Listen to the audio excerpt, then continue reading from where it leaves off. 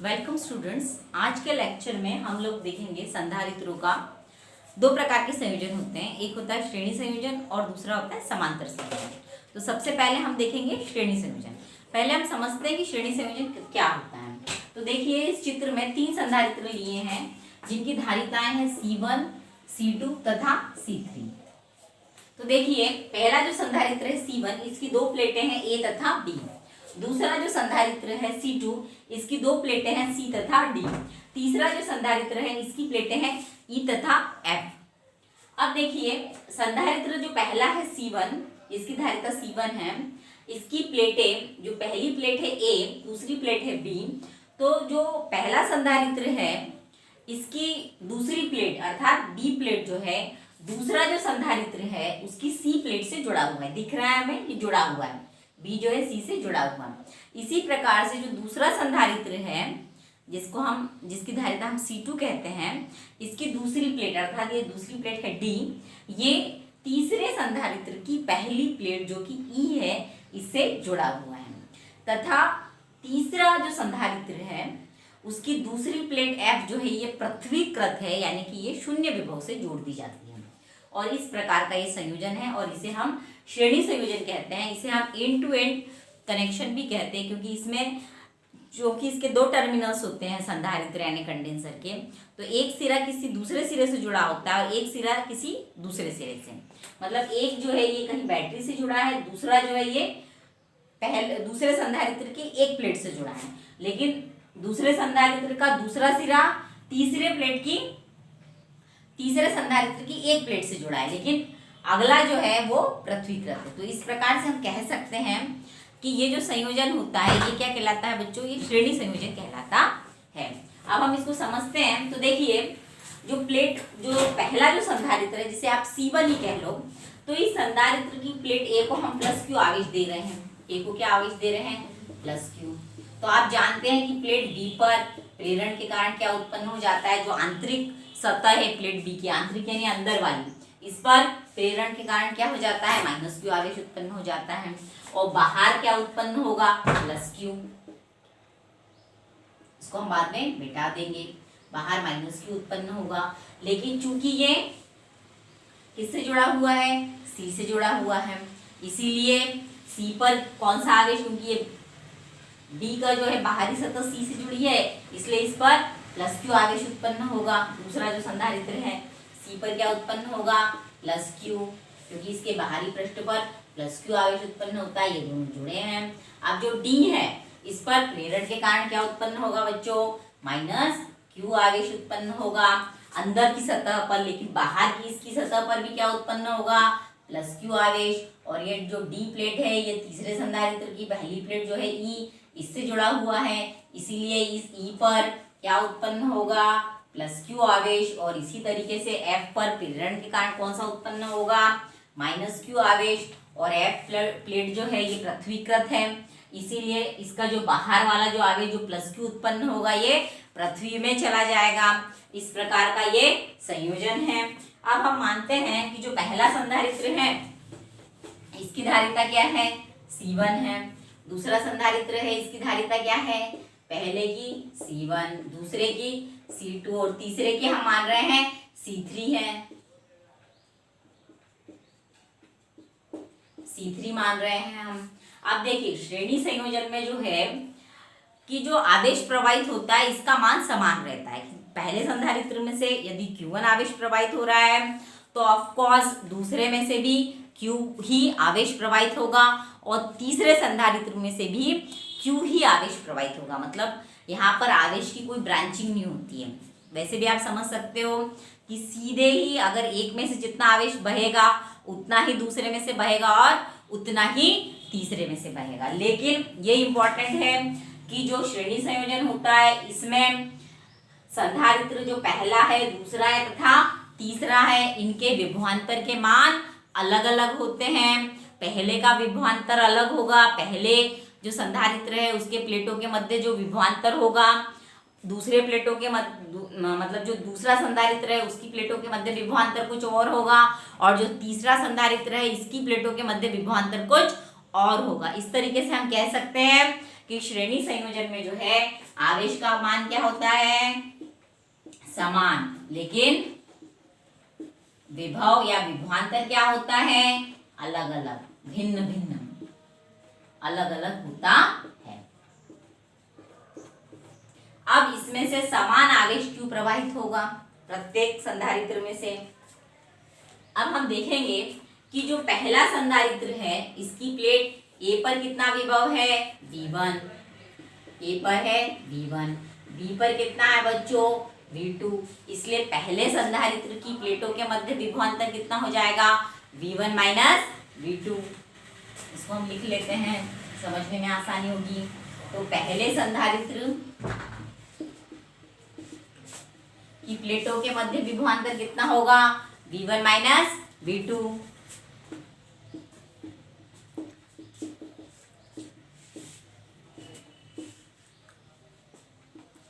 बराबर हम क्या लिखेंगे, V1 माइनस V2। क्यों, क्योंकि A पर विभव V1 है, B प्लेट पर विभव कितना है, V2 है। अब आप जानते हैं कि जो B है ये प्लेट, ये दूसरे संधारित्र की प्लेट C से जुड़ी हुई है, इसलिए इसका विभव भी V2 होगा, क्योंकि दोनों अगर जुड़े होते हैं तो विभव समान होते हैं। तो दूसरे संधारित्र की प्लेटों के मध्य विभवांतर, क्योंकि देखो C पर तो विभव V2 है, लेकिन D पर, क्योंकि दोनों जुड़े नहीं है, पॉजिटिव नेगेटिव प्लेट में अंतर होता है, उनमें कुछ डिस्टेंस होता है, तभी तो उनके मध्य विभवांतर होता है। तो इसका जो विभव है ये V3 है, इसलिए जो दूसरा संधारित्र है इसकी प्लेटों के मध्य विभवांतर क्या होगा, V2 माइनस V3। कभी भी ध्यान रखना कि V1 is always greater than V2। हम धनात्मक को वैसे भी ज्यादा ही मानते हैं, धनात्मक को हम ग्रेटर देन नेगेटिव मानते हैं, नेगेटिव को हम कम मानते हैं, पॉजिटिव को हम ज्यादा मानते हैं। तो इसलिए पहला जो संधारित्र है इसकी प्लेटों के मध्य विभवांतर कितना होगा, V1 minus V2, because V1 is greater than V2। उसी प्रकार दूसरे संधारित्र की प्लेटों के मध्य विभवांतर कितना होगा, V2 माइनस V3, और ऑफकोर्स हम कहेंगे कि V2 is greater than V3। भाई V2 जो है बड़ा होगा V3 से। अब आप जानते हैं कि देखिए ये प्लेट D जो है ये E से जुड़ी हुई है, इसलिए E का विभव भी कितना होगा, V3 होगा। लेकिन जो प्लेट F है, तीसरा जो संधारित्र है, इसकी जो लास्ट प्लेट है F, ये पृथ्वीकृत है, इसका विभव हम मानेंगे कितना है, V4 है। तो तीसरे संधारित्र की प्लेटों के मध्य विभवांतर हम क्या लेंगे, ये हम क्या लेंगे, V3 माइनस V4। अब देखिए पहले संधारित्र की प्लेटों के मध्य विभवांतर हो गया V1 माइनस V2, दूसरे संधारित्र की प्लेटों के मध्य विभवांतर हो गया V2 माइनस V3, तीसरी प्लेटों के मध्य विभवांतर हो गया V3 माइनस V4। इसमें से एक ही जैसा Q आवेश प्रवाहित हो रहा है, और पहले संधारित्र की धारिता हम क्या मानेंगे, C1 है, दूसरे की कितनी है, C2 है, और तीसरे की कितनी है, C3 है। अब आप देखिए सूत्र, आप लोगों को पता है सूत्र, Q बराबर CV, आवेश बराबर धारिता गुणित विभवांतर, या हम क्या कह सकते हैं कि विभवांतर बराबर क्या हो जाएगा, आवेश बटे धारिता। तो हम पहले संधारित्र के लिए लेते हैं, इसके मध्य विभवांतर कितना है, V1 माइनस V2, लेकिन इसमें से भी आवेश क्यों बह रहा है, इसमें से भी आवेश क्यों बह रहा है, तीसरे में से भी आवेश क्यों बह रहा है, इसकी धारिता C1 है, इसकी C2 है, तीसरे की C3 है। तो हम विभवांतर के लिए, पहले संधारित्र के विभवांतर के लिए क्या लिखेंगे,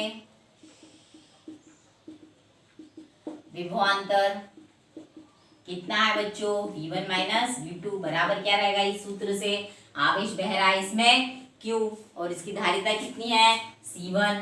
ठीक है, तो इसको एक नाम दे दो आप। अब दूसरे संधारित्र का विभवांतर इसी सूत्र के अनुसार क्या आएगा, दूसरे संधारित्र का विभवांतर, उसके मध्य विभवांतर कितना है, V2 माइनस V3 बराबर हम क्या लिखेंगे, क्योंकि आवेश तो इसमें से भी Q ही बह रहा है, लेकिन इसकी धारिता कितनी है, Q अपॉन C2, इसलिए ये क्या हो जाएगा, इसके मध्य विभवांतर कितना हो जाएगा, Q अपॉन C2। अब हम तीसरे संधारित्र के लिए ले रहे हैं, तो तीसरे संधारित्र का विभवांतर कितना हो जाएगा, V3 माइनस V4 बराबर हम क्या लेंगे बच्चों, क्योंकि आवेश तो इसमें से भी Q ही बह रहा है, और अपॉन इसकी धारिता कितनी है, C3 है।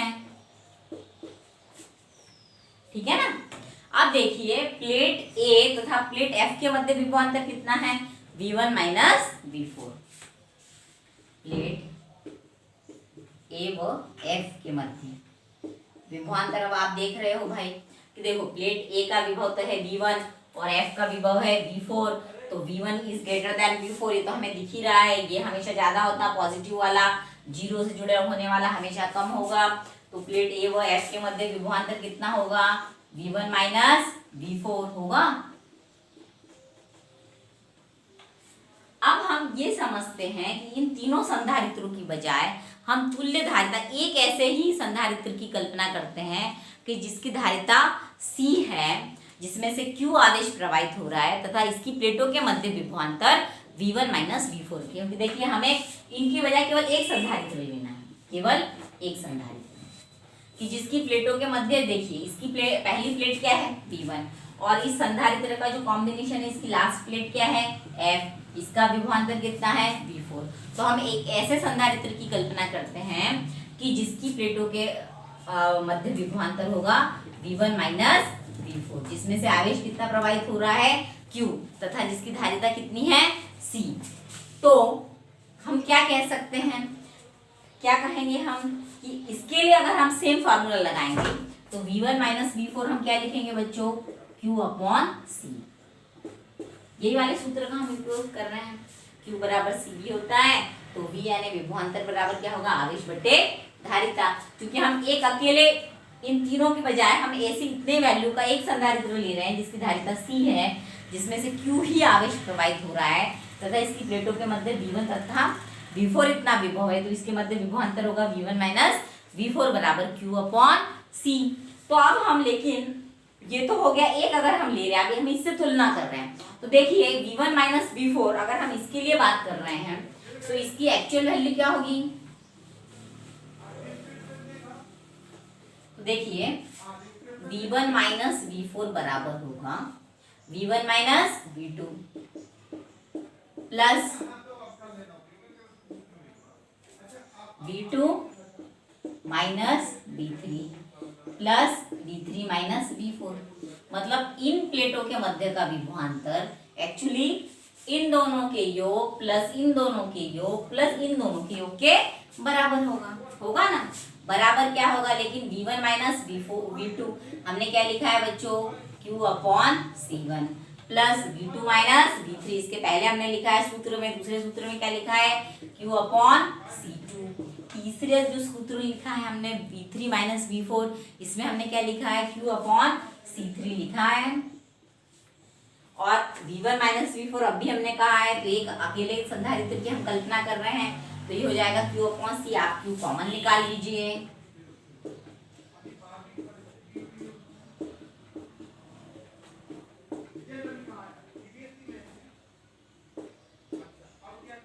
तो 1 अपॉन C बराबर 1 upon C1 plus 1 upon C2 plus 1 upon C3। मतलब तीन संधारित्रों की बजाय अगर हम केवल एक संधारित्र की कल्पना करते हैं जिनकी धारिता क्रमशः C1 C2 C3 है और उस अकेले की C है, तो हम ये कहेंगे कि तुल्य धारिता जो होती है संधारित्र की, तुल्य धारिता का व्युत्क्रम, क्योंकि 1 अपॉन C है तो तुल्य धारिता का व्युत्क्रम प्रत्येक संधारित्र की धारिताओं के व्युत्क्रमों के योग के बराबर होता है। और यही जो है श्रेणी क्रम में तुल्य धारिता होती है। कितनी होती है बच्चों, 1 अपॉन C बराबर 1 upon C1 plus 1 upon C2 plus 1 upon C3। तो ये तीन संधारित्र हैं तो इसके लिए ये आ रहा है, अगर आप दो लोगे तो 1 अपॉन C बराबर 1 upon C1 plus 1 upon C2 आएगा, और अगर आप और ज्यादा ले रहे हो तो n तक आप इसको एक्सपांड कर सकते हो। तो ये था संधारित्रों का श्रेणी संयोजन। अब हम अगला देखेंगे संधारित्रों का समांतर संयोजन। एक बात ध्यान रखना है, श्रेणी संयोजन में आवेश का मान समान होता है परंतु विभवांतर जो है अलग अलग होता है। Means charge always remains constant but the potential difference across each conditioner is different। तो ये हम कह सकते हैं कि श्रेणी संयोजन में ये हमें याद रखना है कि श्रेणी संयोजन में 1 अपॉन C बराबर आता है 1 upon C1 plus 1 upon C2 plus 1 upon C3 अगर हम 3 संधारित्र के लिए ले रहे हैं तो N के लिए भी आप ले सकते हो। और दूसरी बात कि श्रेणी संयोजन में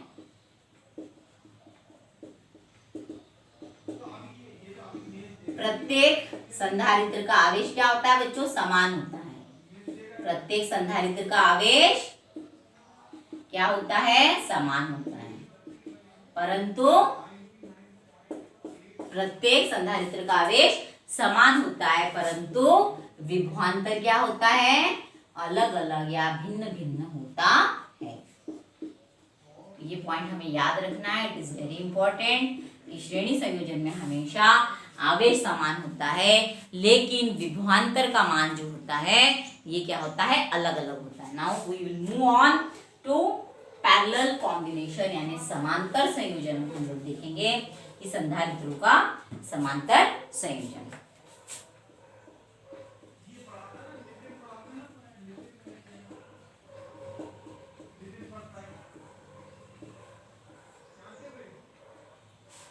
संधारित्रों का समांतर संयोजन। तो देखिए हम पहले इसका डायग्राम बना लेते हैं।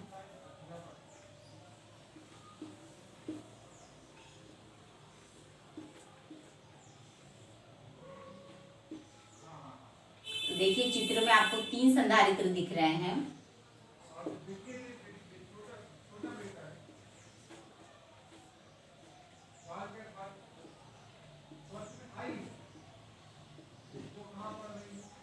ये बिंदु ए मानते हैं हम, इसको बिंदु बी मानते हैं, या हम इसको ऐसा भी कर सकते हैं, कोई दिक्कत नहीं है, ऐसा भी कर सकते हैं आप। इसको हम पृथ्वीकृत भी मान सकते हैं, मतलब बैटरी के हम नेगेटिव से एक्चुअली जोड़ रहे हैं। ये पहला संधारित्र है।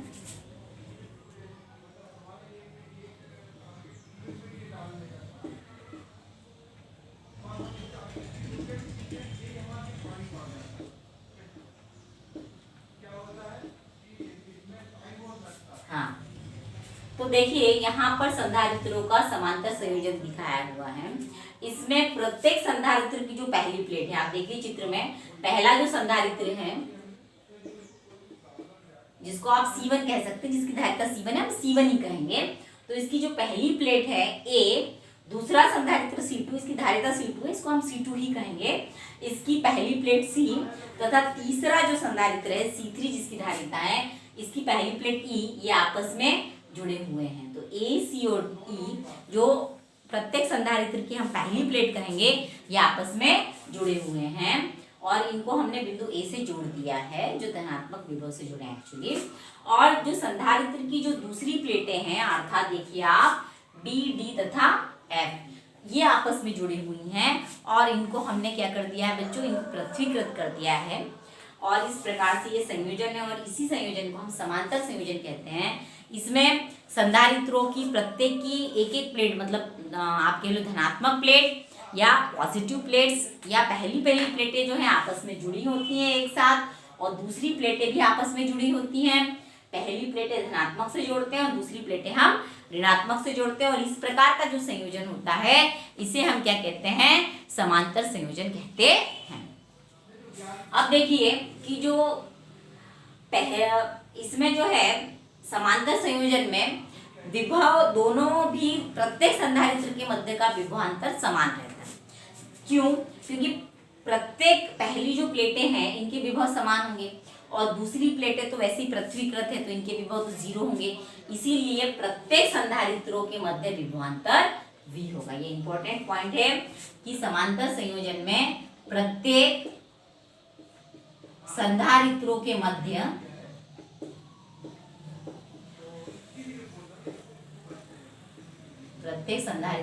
विभवांतर कितना होगा बच्चों? V होगा। क्यों? इसको आप समझ सकते हैं। देखिए कि यहाँ पर विभव, बिंदु A का विभव V है। अब A जो है पहली प्लेट, संधारित्र की पहली प्लेट, दूसरे संधारित्र की पहली प्लेट, तीसरे संधारित्र की पहली प्लेट से जुड़े हैं, तो प्रत्येक के विभव कितने होंगे? V, इसका भी V, इसका भी V और इसका भी E का भी V। लेकिन आप देखिए दूसरी प्लेटें जो है ये पृथ्वीकृत है, शून्य से जुड़ी हुई हैं, तो इनके विभव जो होंगे क्या होंगे बच्चों? ये शून्य होंगे। इसलिए प्रत्येक संधारित्र के मध्य विभवांतर कितना होगा बच्चों, v होगा, क्योंकि इस प्लेट का v, इसका 0, इसका v, इसका 0, इसी तरह से ये e का भी v और f का 0, तो इनके प्रत्येक प्लेट के मध्य विभवांतर कितना होगा बच्चों, v होगा। ठीक है, लेकिन अगर हम ए बिंदु को प्लस क्यू आवेश देते हैं तो ये आवेश जो है 3 ब्रांचेस में बढ़ जाता है। अब आप देखिए यहाँ पर 3 ब्रांचेस हैं, जैसे ये आवेश जो है ये 3 भागों में बढ़ जाएगा।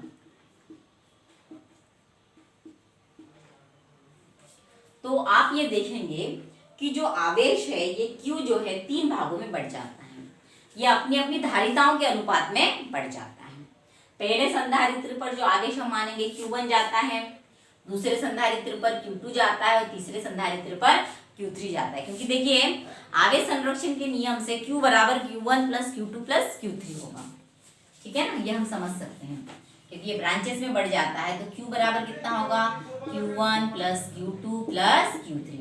अब एक बात आपको समझनी है इसमें कि समांतर संयोजन में प्रत्येक संधारित्र के मध्य विभवांतर तो समान होता है, परंतु आवेश का मान भिन्न भिन्न होता है। ये अभी हम समझ ही रहे, देख ही रहे हैं कि यहाँ पर जो है आवेश की तरह किस तरह से डिवाइड हो जाता है ना। तो ये एक इम्पॉर्टेंट पॉइंट है कि समांतर संयोजन में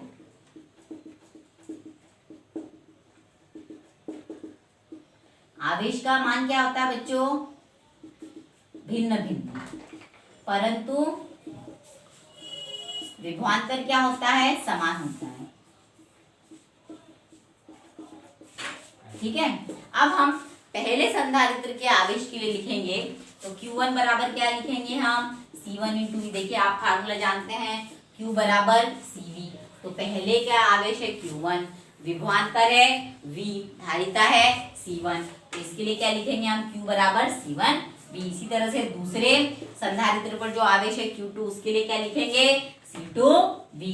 तीसरा जो संधारित्र है इस पर आवेश कितना है बच्चों, Q3, इसके लिए क्या लिखेंगे, C3 V। अब हम अगर मान लो कि एक अकेले, इन तीनों के बजाय हम अकेले संधारित्र की कल्पना करते हैं जिसका आवेश कितना है Q, जिसकी धारिता है C और जिसकी प्लेटों के मध्य विभवांतर कितना है V, तो हम क्या लिख सकते हैं बच्चों, उस संधारित्र के लिए क्या लिखेंगे हम, सिंपली Q बराबर हम लिखेंगे C इंटू V। लेकिन हम क्योंकि उसकी तुलना इन तीनों से कर रहे हैं और इन तीनों में Q बराबर क्या है बच्चों, Q1 plus Q2 plus Q3 है। ठीक है, अब Q1 बराबर कितना है, C1V प्लस Q2 बराबर कितना है, C2V प्लस Q3 बराबर कितना है, C3V। लेकिन ये बराबर है Q बराबर कितना है, Q1 plus Q2 plus Q3, और ये बराबर क्या है, CV, क्योंकि हम एक अकेले संधारित्र की कल्पना कर रहे हैं। मान लो इस तरह का एक संधारित्र, इन तीनों की बजाय आप मान लो जिसकी धारिता C है, प्लेटों के मध्य विभवांतर V है तथा आवेश Q है, और इससे हम कंपेयर कर रहे हैं, तो CV बराबर क्या हो जाएगा, C1V plus C2V plus C3V। V आप कॉमन निकाल कर इसको हम काट देंगे तो क्या हो जाएगा बच्चों, V आप काट दीजिए तो C1 plus C2 plus C3, V cut जाएगा तो C बराबर क्या आएगा, C1 plus C2 plus C3। इस तरह से हम कह सकते हैं कि समांतर संयोजन में जो धारिताएं होती हैं ये प्रत्येक संधारित्र की धारिता के योग के बराबर होती है। तो ये इंपॉर्टेंट पॉइंट है। तो बस एक सेकेंड पे हम इसको एक शॉर्ट रिवाइज कर लेते हैं। तो समांतर संयोजन में दो चीजें इंपॉर्टेंट याद रखना है कि आवेश क्या होता है, भिन्न भिन्न, प्रत्येक संधारित्र में आवेश भिन्न भिन्न, परंतु विभवांतर क्या होता है, प्रत्येक संधारित्र में समान होता है। और तीसरा पॉइंट, तुल्य धारिता क्या होती है, प्रत्येक संधारित्र की धारिताओं के सिंपल योग के बराबर आती है। और यही जो है संधारित्रों का क्या है, समांतर संयोजन। ठीक है बच्चों, आज के लिए इतना ही। Thank you.